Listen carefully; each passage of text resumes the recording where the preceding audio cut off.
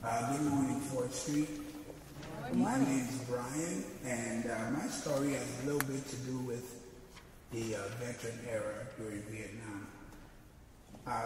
It was Christmas Eve, and myself, Neely, and Daly, we had decided we were going to leave the barracks and go to South Carolina for this big Christmas party.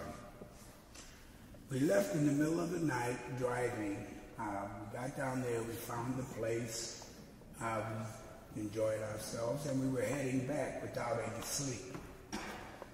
Neely took the wheel first and said, you know, he was fine, he hadn't had that much to drink, so he would start the trip back.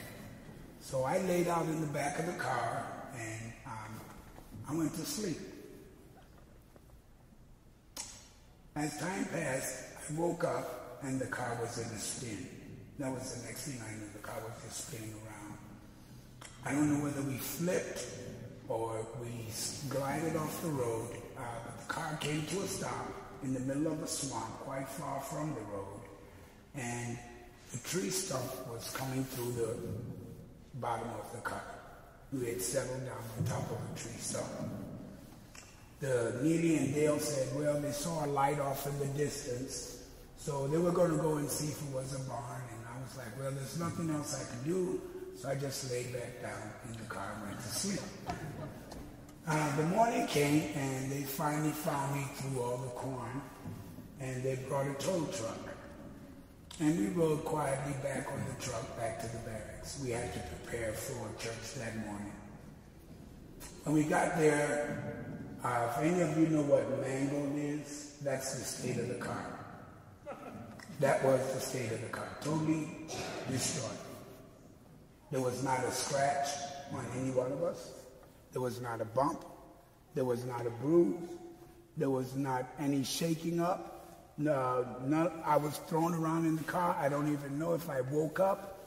But I talked to Neely and I said, what happened? He said, we had all fallen asleep. And when he woke up, just to, I guess because of the way the car was moving, he realized we were heading straight for a telephone pole. So he turned the car, which woke Dale up. So Dale, thinking we were going off the road, turned the car the other way. So when I woke up, we were spinning. And to this day, I think that was a miracle. The car was totally damaged. Not one of us had a bruise, a cut, or a bump anywhere. We didn't speak for a long time. We got back to the barracks, and after church, we sat down, we just looked at each other, and we just started laughing. Because we knew then, all of us felt that there's such a thing as a Christmas miracle, and we were just in it. So that's my story.